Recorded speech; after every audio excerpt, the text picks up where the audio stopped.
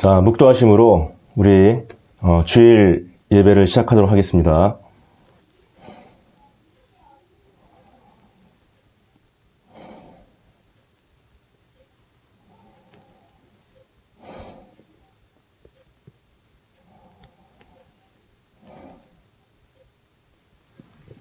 아멘. 자, 우리 찬송가 205장 주 예수 크신 사랑을 찬양을 하도록 하겠습니다. 찬송가 205장 주 예수 크신 사랑을 찬양을 하도록 하겠습니다. 통합 찬송가로는 236장입니다. 찬송가 205장 주 예수 크신 사랑을 1절만 우리가 찬양을 하도록 하겠습니다. 주 예수 크신 사랑 늘 말해 주시오. 나 항상 듣던 말씀 또 들려주시오. 접해지 않는 천국 주 예수 계신 곳 나 밝히 알아듣게 또 들려주시오. 나 항상 듣던 말씀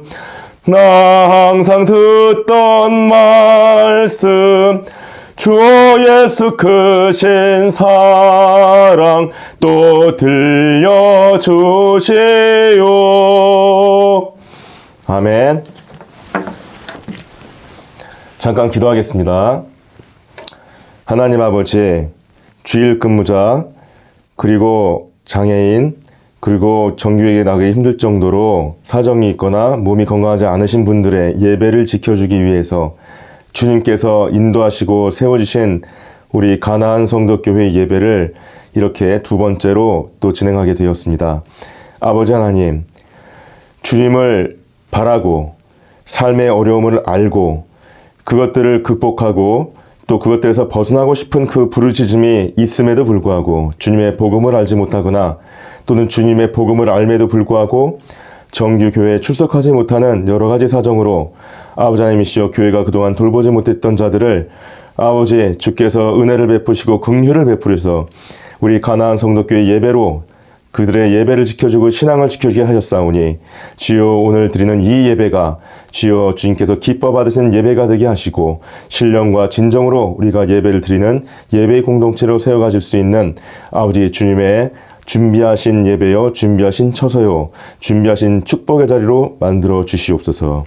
지금 시작하는 시간이 오니 마치는 시간까지 함께해 주시옵기를 바라오며 이 모든 말씀을 죽기까지 우리를 사랑하신 예수 그리스도의 이름으로 기도드렸사옵나이다. 아멘.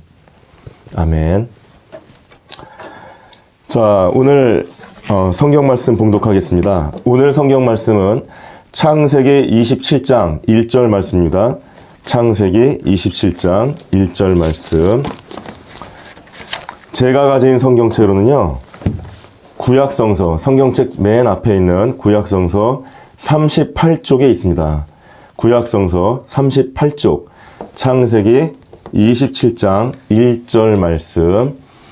한 절 말씀을 제가 봉독을 할 때에 마음이 동하시는 분들은 또한 마음속으로 따라 읽어주시기 바랍니다. 성경을 갖고 계신 분들은 함께 읽어주시고요. 이삭이 나이가 많아 눈이 어두워 잘 보지 못하더니 맏아들 에서를 불러 이르되 내 아들아 하매 그가 이르되 내가 여기 있나이다 하니. 아멘.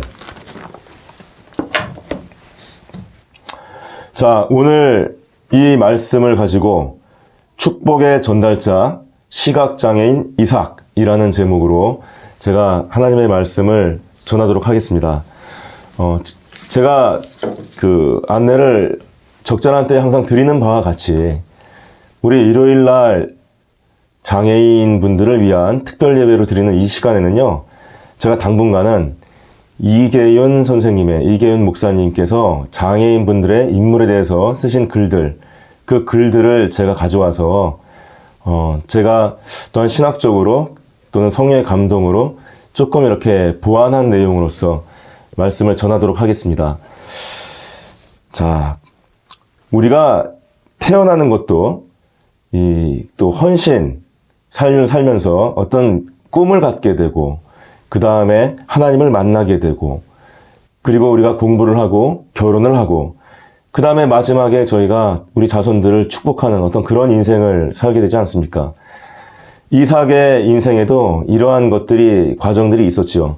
그런데 이삭의 어떤 그 태어나는 과정, 그 다음에 그 이삭이 하나님을 만나게 되고 헌신을 결심하게 되고, 그리고 그 은사의 길을 깨닫게 되는 어떤 그러한 방법, 그 다음에 결혼을 하고 그렇게 결혼하기 위한 그 자기 아내가 될 여인을 찾고 하는 그러한 어떤 과정, 그 다음에 이삭이 그 인생을 잘 살다가 나중에 자기의 자손에게 하나님의 축복을 이렇게 전하는 어떤 그러한 과정, 이러한 과정에서 이삭의 특징이라 한다면은요, 어떻게 본다면 철저하게도 자신이 원하는 대로는 한 번도 한 적이 없는 것 같은 어떤 그러한 인물이 아닐까 하는 생각을 해봅니다.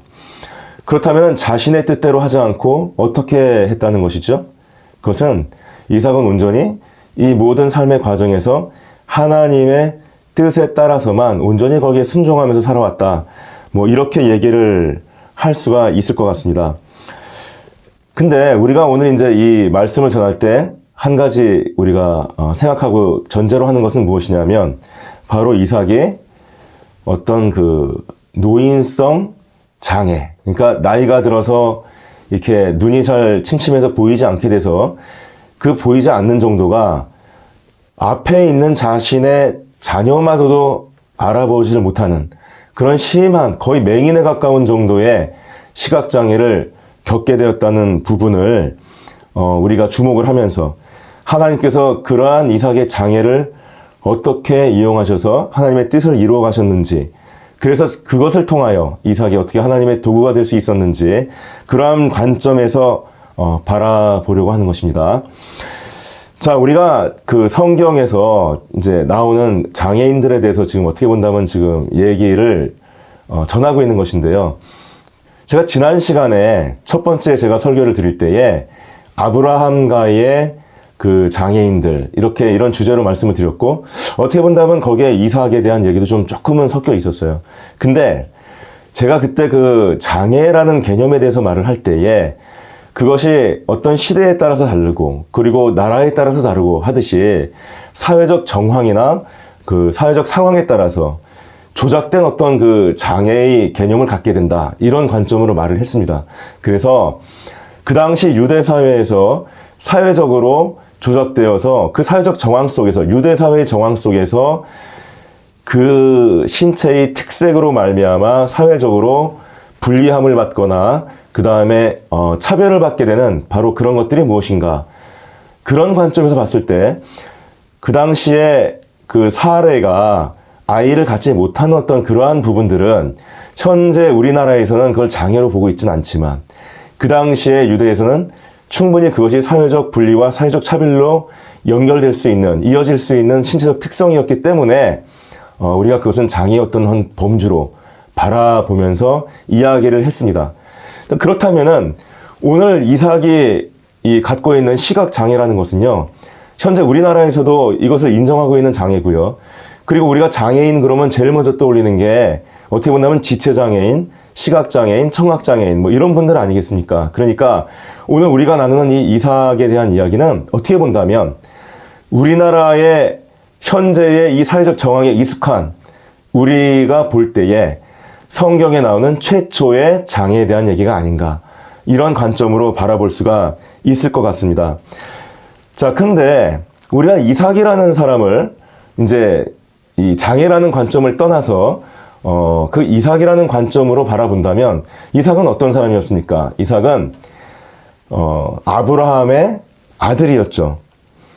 그리고 어떤 아들이냐면은 하나님께서 아브라함에 주신 그 복을 이삭을 통해서 이어가시기를 원했던 바로 그런 아들이었습니다. 근데 그 이삭이 이렇게 사람의 어떤 자연스러운 생현상으로 쉽게 잉태가 되고 탄생된 게 아니었죠. 사실은 잉태가 되고 탄생되는 것이 거의 불가능한 상태에서 하나님의 은혜로, 축복으로 이렇게 태어난 것이 아니었겠습니까? 그래서 하나님의 약속을 받은 그 아브라함이, 그 약속이 무엇이었습니까? 내가 네가 가야 할 땅으로 인도해 주겠다라는 그러한 약속이 첫 번째 하나 있었고요. 두 번째 약속은 무엇이었냐면요. 내가 너의 자손을 저 하늘의 별같이, 저 이 바닷가에 있는 모래같이 아주 풍성하게 많이 만들어 주리라 했던 그 약속인데요. 이런 하나님의 약속과, 그리고 이 사례가 아이를 낳을 수 없다는 그런 어떤 이 현실의 문제 속에서 아브라함은 굉장히 고민을 하고 갈등을 했습니다. 자, 그런 갈등 속에서 오로지 하나님의 은혜로 태어난 이삭. 그래서 그 이삭의 탄생이야말로 아브라함이 좀 더 본격적으로 하나님을 믿게 되는, 그 다음에 그 이삭을 하나님께 바치라고 해서 모리아산에서 그 이삭에 대한 그 제사에 대한 얘기가 진행됐을 때 아브라함이 그 장면을 통해서, 모리아산의 장면을 통해서 그야말로 우리의 믿음의 조상이 되는 그 믿음의 결정을 이루어내는 어떤 그러한 장면을 만들어냈던 그 아들, 그것이 바로 이삭이었고요. 이삭과 아브라함은 이렇게 하나님의 뜻과 하나님의 약속, 그리고 어떤 현실적인 고뇌와 그리고 그것을 극복해내는 믿음으로 이어져 있었습니다. 우리가 그 장면을 다시 한번 좀 살펴본다면요. 이삭이 이 땅에 태어날 때까지 많은 인고의 세월이 있었어요. 아브라함은 나이가 많았습니다. 그리고 사라는 아들을 낳는 일에 대해서 참 기대하기 어려운 상황이었어요. 그럼에도 불구하고 하나님께서 약속을 주셨기 때문에 아브라함과 사라는 일단 어떻게 했습니까? 오래 기다렸죠. 근데 기다렸지만 그 결론은 어땠습니까? 그들이 바라는 그 때에, 그들이 생각했던 그 때에 하나님의 약속은 이루어지지 않았습니다. 자, 그랬을 때 인간은 절망하지요. 그래서 아브라함과 사라도 절망을 했습니다. 그 다음에 이제는 어떻게 되는 것입니까? 이제는 하나님이 우리에게 약속을 해주신 게 맞는 것 같은데 우리가 그것을 잘못 해석하거나 잘못 깨달았던 것 같다.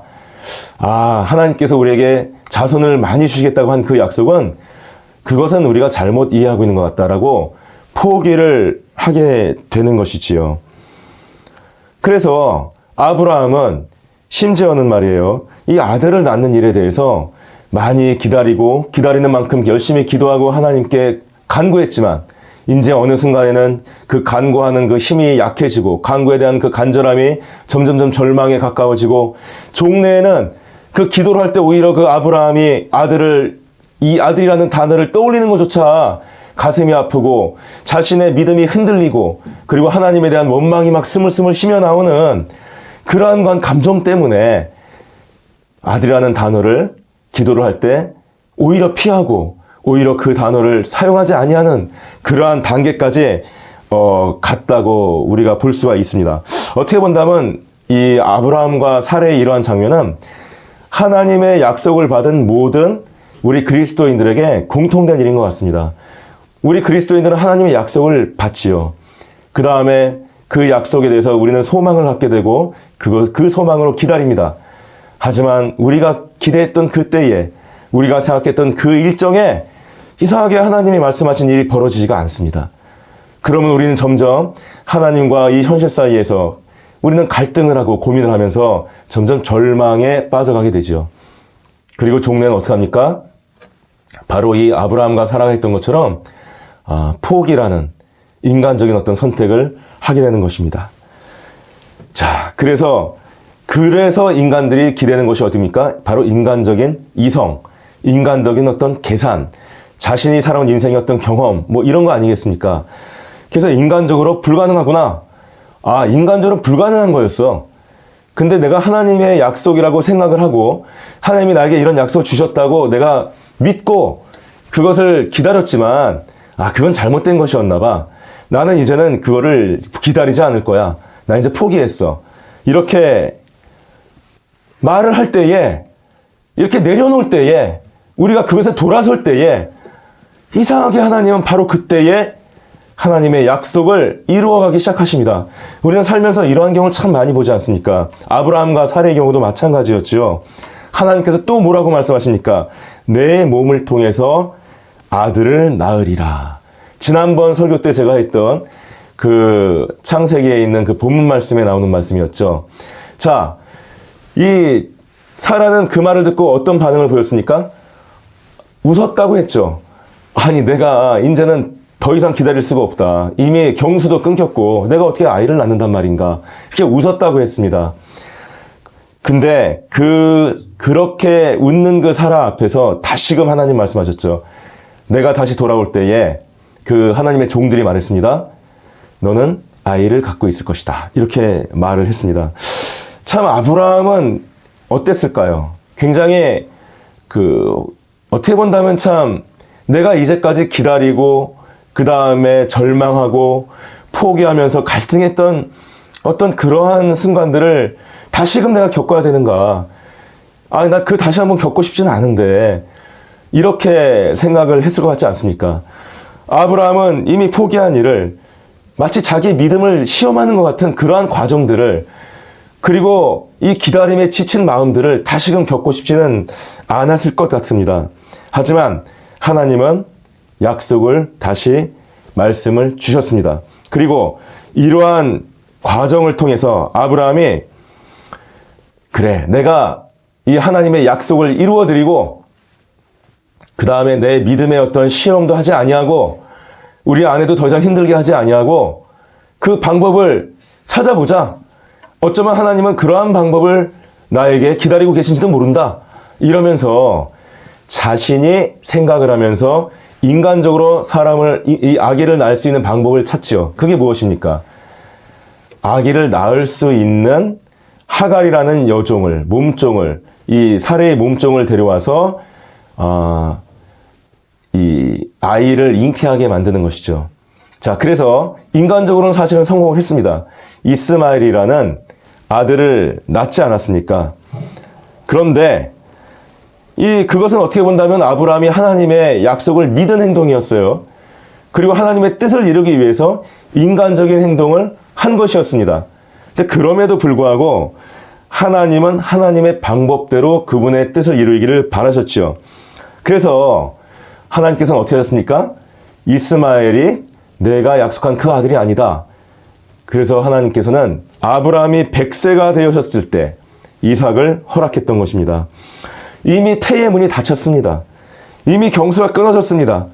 그런데 그 사라도 자신의 몸이 새로워지는 것을 느끼고 자신의 몸에 새 생명이 잉태되는 것을 느끼고 그리고 그 인고의 고통을 겪어서 그 해산의 고통을 통해서 아들을 낳은 어떤 그러한 경험을 하게 만드셨던 것입니다. 자, 이삭은 아브라함에게 있어서 이렇게 하나님이 주신 귀한, 매우 귀한 아들이었고 동시에 어떻게 본다면 아브라함 그 자신보다도 더 귀한 아들이라고 할 수가 있었겠죠. 그런데 이삭의 입장에서 보면 어떻습니까? 이삭이라는 그 사람의 정체, 이삭이라는 사람에 대한 그 존재의 어떤 의미, 이런 것들은 이미 아브라함이 그 사례와 함께 하나님의 약속과 현실 사이에서 갈등하고 고민하는 상태에서 형성되고 만들어진 것이었습니다. 그것은 이삭이 스스로 존재의 의미를 만든 것이 아니었죠. 그냥 그 상태에서 이삭은 태어났습니다. 자, 이렇게 태어남의 순간에도 이삭은 자신의 뜻을 펴거나 자신의 뜻을 내세운 것이 아니라 오직 하나님의 뜻과 그것이 이루어져가는 세상의 어떤 상황들을 안고서 그 상징으로 태어나게 된 것이죠. 그런데 출생 방법이 신비하다고 해서 그 태어난 아들이 이삭이 아무런 수고도 땀도 들이지 않고 하나님의 일꾼으로 세워지는 것은 아닙니다. 우리가 이 교회를 다니다 보면은 자녀에 대해서 이렇게 아브라함과 사라처럼 많이 기다리고 그 다음에 이 아들을 또는 그 딸을 위해서 굉장히 많이 기도하고 그 다음에 그 잉태에서 기쁨으로 하나님께 감사함으로 이렇게 인내하고 있다가 아이를 잘 태중에서 이렇게 키우고 있다가 이렇게 태어나는 그런 기쁨을 맛보는 성도님들이 있어요. 근데 그렇게 태어난 아이라고 해서 그냥 자동적으로 이렇게 뭐든지 잘 되고 공부도 잘하고 건강하고 외모도 출중하고 뭐 성품도 굉장히 이렇게 온화하고 이렇게 되지는 않지 않겠습니까? 어떻게 본다면 이삭을 주는 그런 그 어려웠던 과정들은 이삭이 아니라 아브라함이 하나님의 사람으로 만들어져가는 과정이었습니다. 자, 근데 이제 이 하나님께서는 아브라함뿐만이 아니라 이삭도 아버지의 믿음을 본받아 믿음의 사람으로 되게 하는 어떤 그러한 사건을 하나 만드셨습니다. 그것이 무엇입니까? 그것이 바로 모리아 산상에서의 사건이지요. 우리가 이 사건을 기억을 할 때에 하나님께서 어떤 계획을 세우셨는지 우리가 알 수 있습니다.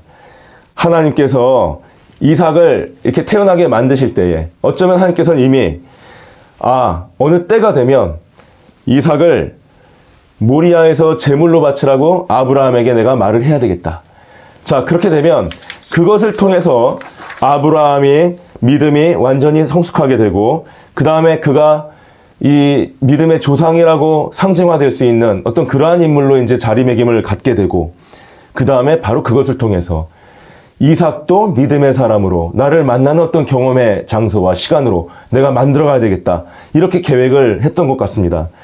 자, 우리가 이제 모리아 산성으로 가는 이렇게 아버지와 아들을 우리가 한번 떠올려 봅시다. 정말 이 아브라함은 결심을 했습니다. 근데 그 아들 이삭이 나이가 이미 17, 18세가 돼가지고 사실은 이 노쇠한 100세의 이 이삭을 낳은 그 아브라함보다는 어떻게 본다면 힘으로 따진다면 더 힘이 있을 수도 있는 그런 나이였습니다. 근데 이삭이 아브라함한테 물었죠. 아버님, 우리가 제사를 지내러 가는데 왜 제물이 없습니까? 그때 아브라함이 그것은 하나님께 준비하실 것이다. 이렇게 말씀하지 않았습니까? 우리는 여기서 여러 가지 해석을 할 수가 있는데요. 하나님께서 준비하실 것이다 라는 부분, 그리고 그 당시에 그 어떤 정황을 통해서 어쩌면 좀 심상치 않은 그 아버지 아브라함의 어떤 표정, 그 말투, 자기를 바라보는 그 눈빛, 뭐 이런 것들을 통해서 본능적으로 이렇게 불안을 느끼지 않았겠습니까, 이삭이? 소도 도살장으로 끌려갈 때는 눈물을 흘린다고 하지 않습니까? 그런 것처럼 어쩌면 이삭은 굉장한 공포와 어떤 염려스러운 마음이, 그 정체를 알 수 없는 마음이 이렇게 일어났을 수도 있어요. 그래서 어떤 사람들은 이렇게 해석을 하죠. 어쩌면 이삭이 그 자리에서 그 장작들을 다 팽개치고 아버지 저는 급한 일이 있습니다. 아버지 저는 어디 가야 되겠습니다 하고 도망가야 했을지도 모르는 상황이었다. 그럼에도 불구하고 이삭이 가지 않았다. 자, 이런 해석은 이삭이 자기가 제물로 바쳐질 거라는 것을 본능적으로나마 직감적으로나마 알았을 것이다 라고 이제 보는 관점이죠. 그럼에도 불구하고 이삭이 온전히 순종했다. 여기서부터 이삭의 어떤 믿음이 나타나기 시작했다. 뭐 이렇게 말하는 입장이 있습니다. 근데 제가 보기에 이미 그렇게까지 이삭이 구체적으로 알았을 것 같지는 않고요. 다만 이삭의 믿음이 어떻게 여기서 우리가 알 수 있냐면 하나님이 준비하실 것이다 라고 말을 했는데 아무런 재물이 없는데도 불구하고 하나님이 재물을 준비하실 것이다 라고 믿고 묵묵히 그 무거운 짐을 지고 올라가는 어떤 그러한 이삭의 모습에서 이삭의 어떤 믿음이 우리가 알 수가 있겠구나 라는 걸 우리가 생각해 볼 수가 있을 것 같습니다. 근데 오히려 결정적인 부분은 어떤 부분일까요? 자, 이제 나무를 이렇게 제사를 하기 위해서 준비를 했습니다. 그리고 이제 칼을 준비를 했습니다. 그리고 드디어 아브라함이 그 이삭에게 아들에게 말을 하는 것입니다. 사실은 네가 제물이란다. 네가 이 제단에 누워서 내가 너를 제물로 하나님께 바칠 수 있도록 준비하거라 라고 했을 때 그때는 정말로 알았죠. 그때는 아버지가 나를 죽여서 하나님께 제물로 바치려고 하나 보다. 자, 믿음이 없는 사람이었다면 그때 어떻게 했습니까? 아버지가 미쳤나 보다. 아버지가 어떻게 나한테 이럴 수가 있나 하면서 아버지를 밀치고 도망가지 않았겠습니까? 근데 이삭은 그렇게 하지 않았어요. 바로 이 장면이 아주 위대한 이삭의 믿음을 보여주는 장면이지요. 어떻게 본다면 이 장면은 아브라함의 믿음을 보여주는 장면이기도 하지만 이삭의 믿음을 그야말로 죽기까지 하나님 뜻을 따르는 그 이삭의 믿음을 우리가 볼 수 있는 믿음이죠. 그것은 아들을 죽여야 하는 그 아버지의 그 심성의 괴로움만큼이나 아버지의 손에 죽어야 되는, 스스로 그 죽음을 받아들여야 되는 너무나 어려운 상황이 아니었겠습니까? 결코 이삭의 믿음이 아브라함의 믿음보다 작지 않다. 어떻게 본다면 이렇게 볼 수도 있을 것 같습니다. 자, 이렇게 해서 이제 이 두 사람은 이런 어떤 절대절명의 순간까지 자신들의 믿음을 밀어붙였습니다. 그리고 그때에 하나님께서 음성으로 이들을 불렀습니다.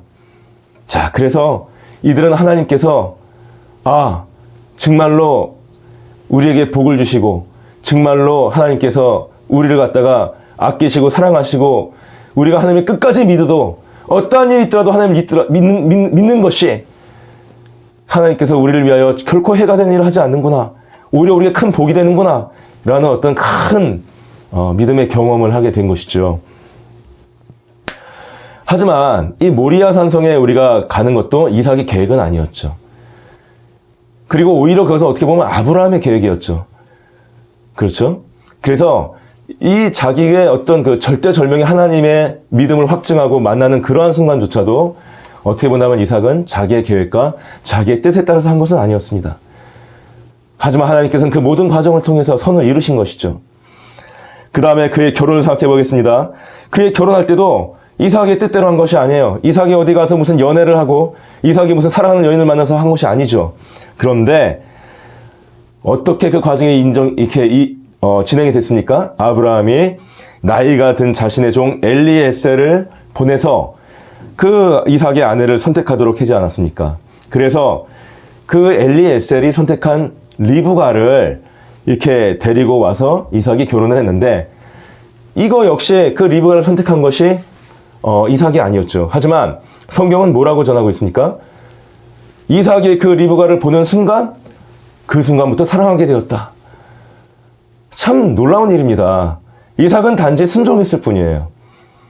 물론 거기에는 믿음이 필요했습니다. 그리고 이삭의 모든 그 행위는 아버지 아브라함의 어떤 하나님과의 약속과 현실의 그 현실 사이에서의 갈등과 고통, 그것을 또 이겨내고 있는 그 아브라함의 믿음이 있었습니다.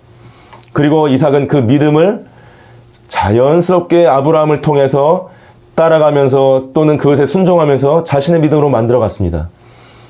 그런데 그러한 순간마다 하나님께서는 그 이삭의 믿음을 성장시켜 주셨고 그리고 하나님 뜻에 순종했을 때마다 그것이 이삭에게 너무나 큰 축복과 너무나 큰 좋은 것으로 다가오는 것을 이삭은 자꾸 경험했던 것이죠. 리브가의 경우는 바로 그런 것이었습니다.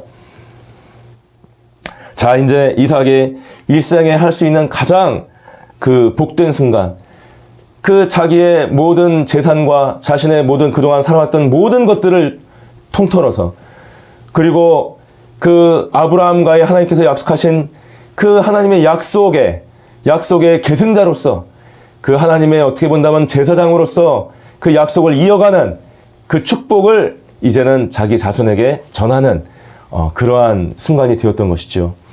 어떻게 본다면 우리 인간들이 그렇게 평소 때 열심히 일하고 정말 이렇게 열심히 그 돈을 벌고 하는 이유가 내가 나중에 이 자손들한테 바로 이 순간 내가 죽는 그 순간에 정말 자손들한테 내가 떳떳하게 이 부모로서 좋은 것들을 이렇게 넘겨줄 수가 있고 그리고 내가 너에게 이 좋은 것들을 넘겨줄 수 있을 정도로 정말 나는 열심히 살았다. 그리고 나는 정말 올바르게 살라고 노력했다. 이렇게 이 마지막 장면을 만들려고 하는 그것 때문이 아니겠습니까? 어떻게 한다면 그것은 인생의 어떤 표창장을 받는 순간일 수도 있고요. 내가 쌓아온 모든 것들을 정말 내가 가장 사랑하는 사람한테 인정받고 그것을 하나님의 어떤 이 축복 속에서 내 자손에게 그 모든 것들을 넘겨주는 그리고 내가 그것을 통해서 내 삶의 그 보람을 돌아보고 정말 내가 하나님 앞으로 이제는 홀가분하게 주여 내가 다 이루었습니다 하면서 갈 수 있는 그런 정말 아름다운 장면이 아니겠습니까? 그런데 이삭은 바로 그 아름다운 장면조차도 자신이 계획하거나 자신이 의도한 거하고는 완전히 다르게 진행이 되었다는 것을 우리가 알 수가 있습니다. 자, 인생의 마지막 때를 맞이했습니다. 이삭이요. 이제 이삭이 받은 그 축복을 이제는 자신의 그 자손, 지금 이삭은 어떤 계획을 갖고 있습니까? 장자인 에서에게 그것을 물려주려고 하는 것이지요. 자, 그런데 그 영광된 순간, 그것들을 준비하는 그 순간에, 그것들을 준비하면서 기도하는 그 순간에 이삭에게는 아주 안타까운 일이 하나 있었습니다. 그것이 무엇입니까? 이삭은 눈이 보이지가 않았어요. 자, 그래서 이삭은 눈이 보이지가 않아서 그 아들들조차도 앞에 있는 사람이 누군지를 알 수가 없을 정도로 시각장애인이 되었던 것입니다. 만져보아도 알 수 있을까요? 그러면 음성을 들어보면 알 수 있을까요? 귀와 손을 어떻게 총동원하면 알 수 있을까요? 그냥 그것조차도 구체적으로 알 수가 없었지요. 어림짐작으로만 알 수밖에 없었습니다. 이제 그 축복의 시간이 다가왔습니다. 결국 우리가 아는 바와 같이 이삭은 아버지를 속인 자신의 둘째 아들 야곱에게 축복을 하고 말았습니다. 자신이 평생을 걸쳐서 쌓아온 자신의 그 모든 그 마지막 계획이 다 무너져 버렸습니다. 실제로는 이삭의 에서에게 축복을 주었지만 그 받은 사람은 바로 야곱이었던 것이죠. 뒤늦게 그는 자기가 축복을 준 사람이 에서가 아니라 야곱인 것을 알았습니다. 자, 그래서 이 창세기 27장 33절 말씀을 보면요. 우리가 한번 말씀을 보겠습니다.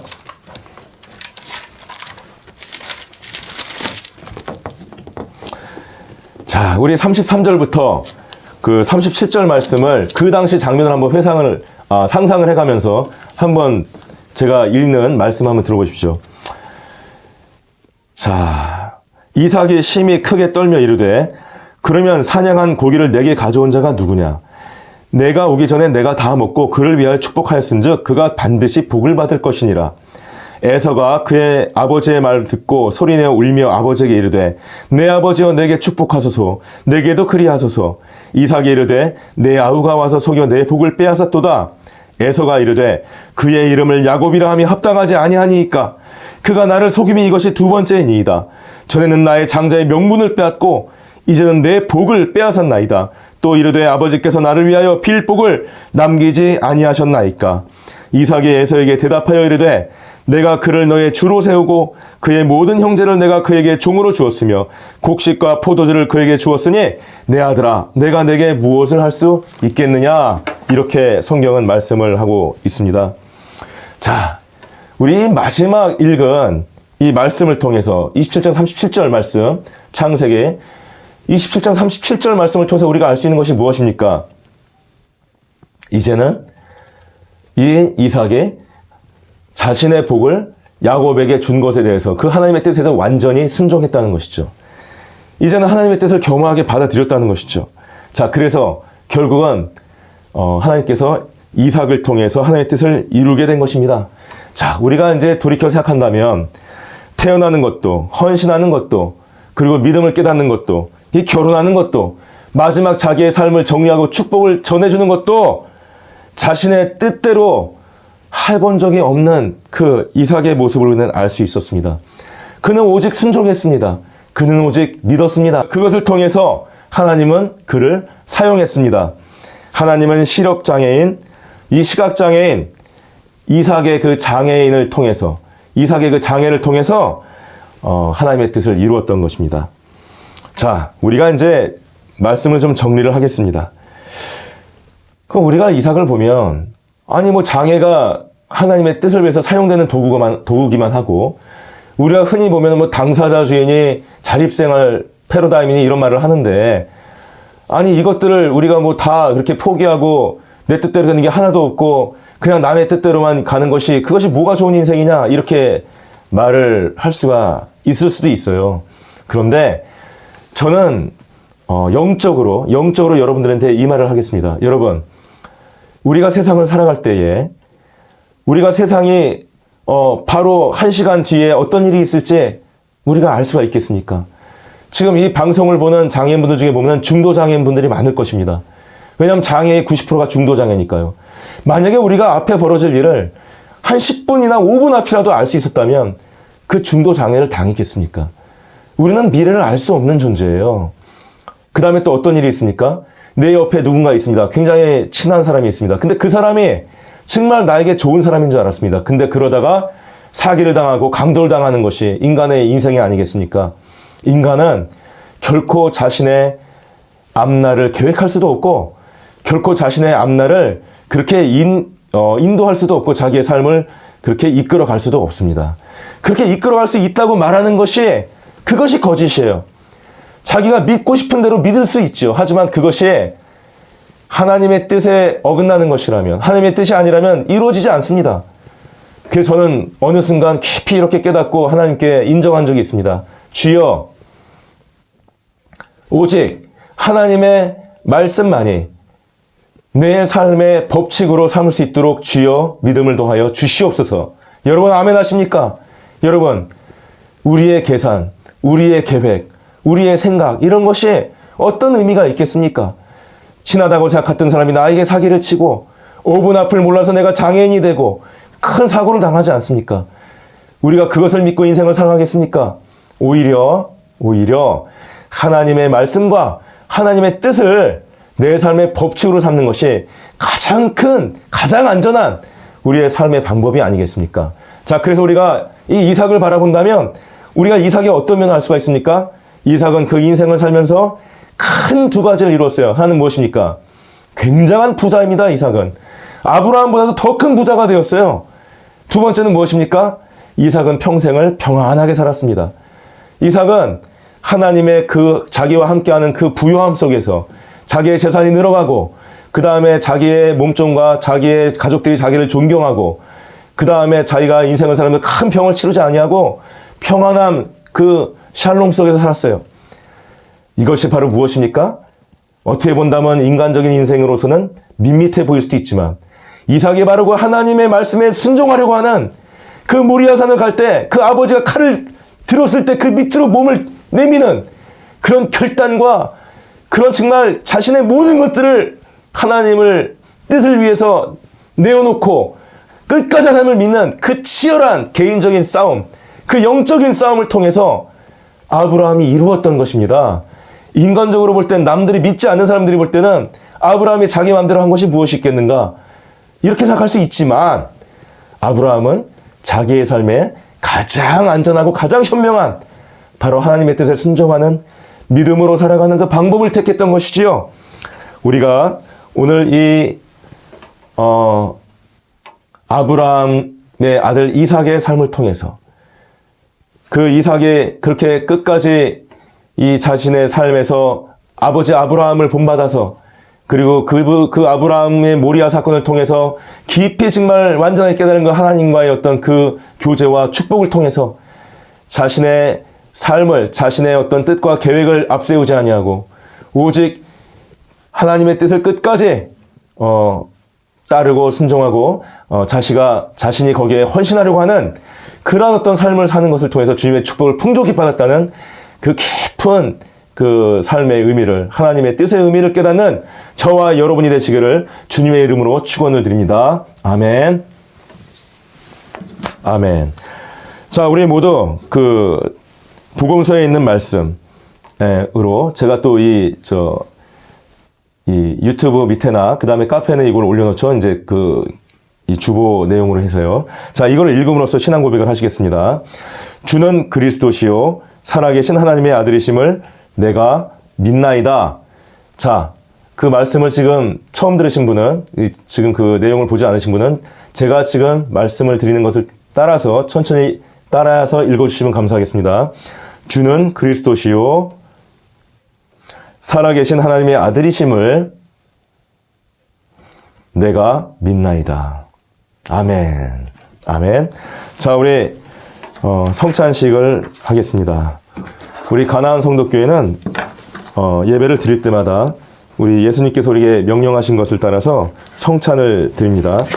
자, 우리 말씀 하나 보면서 성찬을 드리겠습니다. 고린도전서 11장 23절로 26절 말씀입니다. 고린도전서 11장 23절로 26절 말씀을 제가 읽겠습니다. 성경을 지금 못 찾으신 분은 천천히 제가 읽는 것을 이렇게 들으시면 되겠습니다.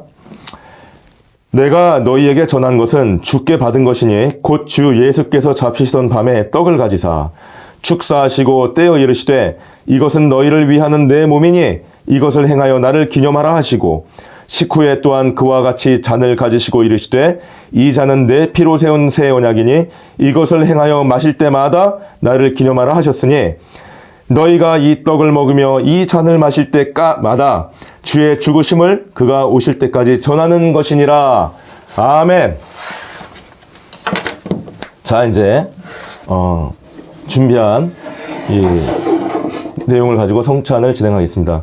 제가 좀 권면을 하는 것은요, 이 예배를 정말로 하나님의 축복 안에서 그리고 주님을 만나는 신령과 진정으로 예배를 드리시기를 원하는 성도님께서는 저처럼 이렇게 포도주스나 뭐 이런 어떤 이 포도주 또는 뭐 저는 이게 레드 레빗 주스입니다. 레드 레빗 주스인데요.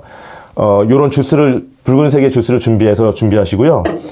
그 다음에 이런 어떤 빵덩어리나 뭐 아니면 뭐 과자 조각이라도 좋습니다. 이런 것들 준비해서 예배를 준비하시고 이 성찬식에 함께 해주시기 바랍니다. 자, 이제 예수님께서 우리를 위하여 그 몸이 찢어지고 십자가에서 고통당하신 것을 생각하면서 내 몸이니라고 말씀하셨던 이 떡을 떼도록 하겠습니다.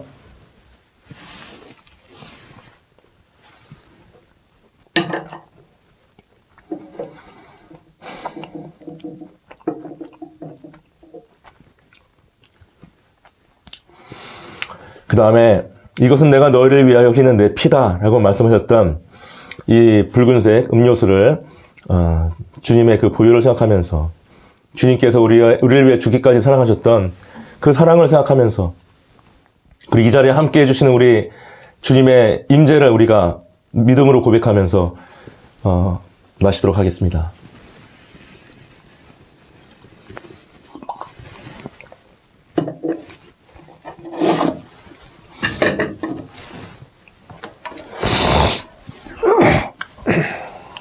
자, 우리 헌금과 교회 소식 시간을 갖겠습니다. 헌금에 대해서는 제가 이 가나안 성도교회를 안내하는 영상에서 간단하게 설명을 드렸지만요. 저희는 이 구약의 어떤 율법에 근거를 둔 뭐 11조라든지 이런 것들을 강조하지 않습니다. 저희는 이 신약에서 예수님께서 말씀하셨던 자원하는 마음으로 기쁘게 드리는 예물, 그것을 기쁘게 생각을 하고요. 지금 한국교회에서 시행하고 있는 무슨 뭐 1,000번제니 무슨 11조니 이런 것들을 제가 제도적으로 이렇게 헌금에 이름을 붙여서 그것들을 강조하지 않겠습니다.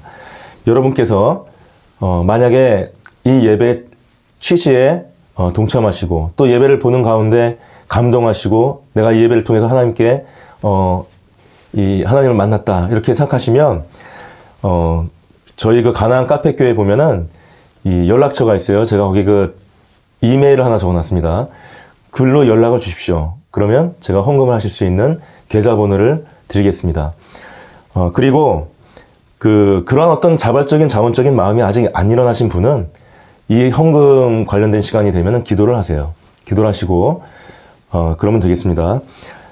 그리고 저는 이 가나안 성도교회는 어떻게 본다면은 주일날 근무하는 분들, 그 다음에 이렇게 장애인분들 같이 어떻게 본다면 교회를 이렇게 출석하기 어려운 분들을 위한 교회거든요. 그래서 이 교회는 기본적으로는 사이버 공간을 중심으로 진행이 되기 때문에 그렇게 뭐 큰 어떤 운영 비용이 들지는 않습니다. 하지만 저희가 이제 앞으로는 차근차근 우리 성도님들의 신앙을 성장시키고 그 다음에 우리 가나안 성도교회 예배를 함께 하고 싶어하는 지금도 어딘가에 좀 기다리고 있을 바로 그러한 주일 근무자들, 장애인분들 이런 분들에게 복음을 전하기 위한 그런 어떤 최소한의 부분들을 저희가 헌금을 쓰고요. 그 다음에 계속 모아놓도록 하겠습니다. 혹시 돈이 남으면 모아놓도록 하겠습니다. 저는 가나안 성도교회의 담임 전도자로서 이 가나안 성도교회의 헌금을 통해서 제가 보수를 받지 않겠습니다.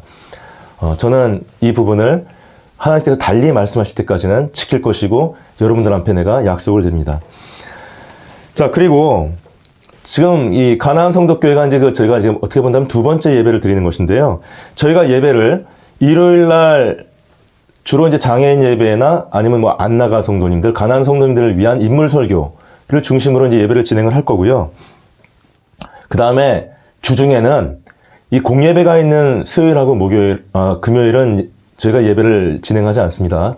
제공하지 않고 월요일이나 화요일이나 목요일 날, 이날 저희가 예배를 제공하도록 하겠습니다. 그리고 그 예배를 이제 저희가 다음 주부터는 진행을 하려고 합니다. 그리고 제가 그 베드로전서를 이번 달에 이제 나가기로 했어요. 매일 성경 공부를. 제가 카페에는 아주 기초적인 내용들을 올려놓고 있는데요.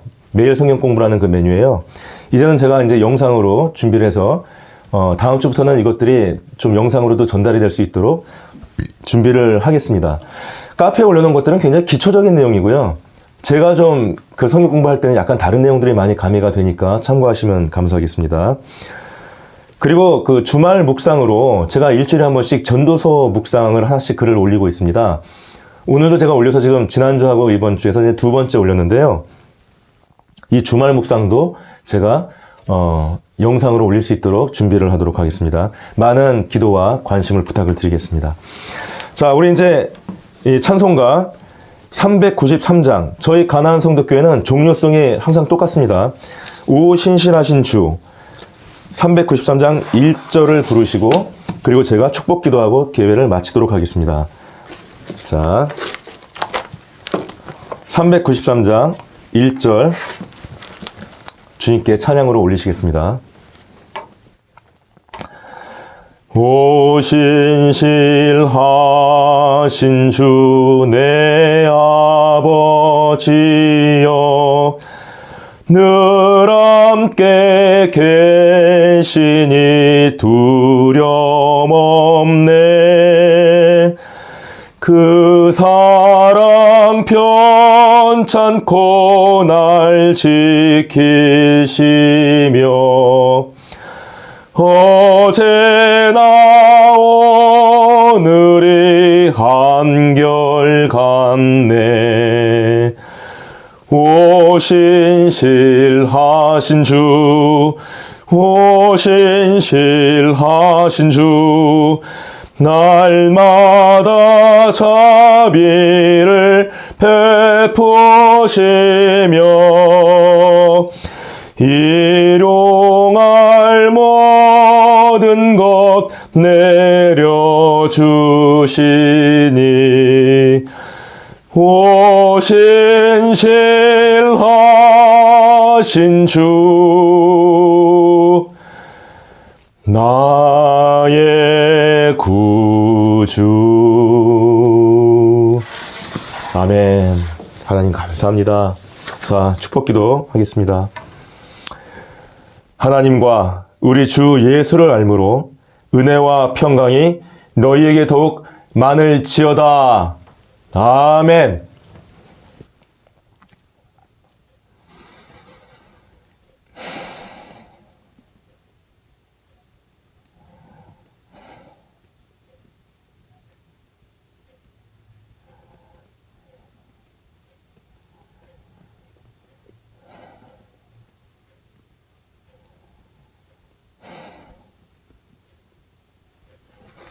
여러분 감사합니다. 오늘 예배는 이것으로 마치겠습니다.